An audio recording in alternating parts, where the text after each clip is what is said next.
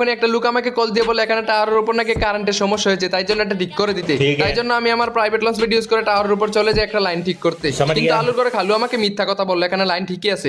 যেহেতু এখানে উঠে গেছে, এখান থেকে আমাকে পেট ভরে গিল করতে হবে। ওইদিকে একটা ছেলে দাঁড়িয়ে দাঁড়িয়ে প্রোটিন খেতেছে, প্রোটিন খেতে দেয়নি, 60 গ্রাম 12 গ্রাম করে শেষ করে দিই।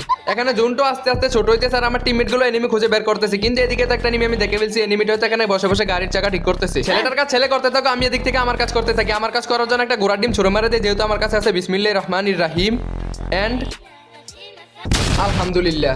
ছেলেটা হয়তো বলতেছে আরে আমি এই ম্যাচটি স্টার্ট দিয়ে একেবারে বলে করছি, কারণ চারদিক থেকে শুধু আমাকে প্রো প্লেয়াররা হামলা করে।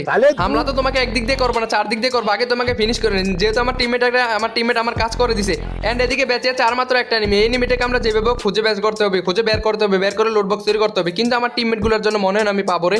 সমস্যা নেই, আমি উপর থেকে দুই চোখ আমার রাখতে থেকে আমার টিমমেট গুলো খুঁজতে থাকবো। কিন্তু আমার টিমমেট গুলো এমন ভাবে খুঁজতেছে মনে হয় চিপায় পরিমণি বসে আছে। এখন এখানে আমি বসে থাকবো, যদি এই প্লেয়ারটাকে আমি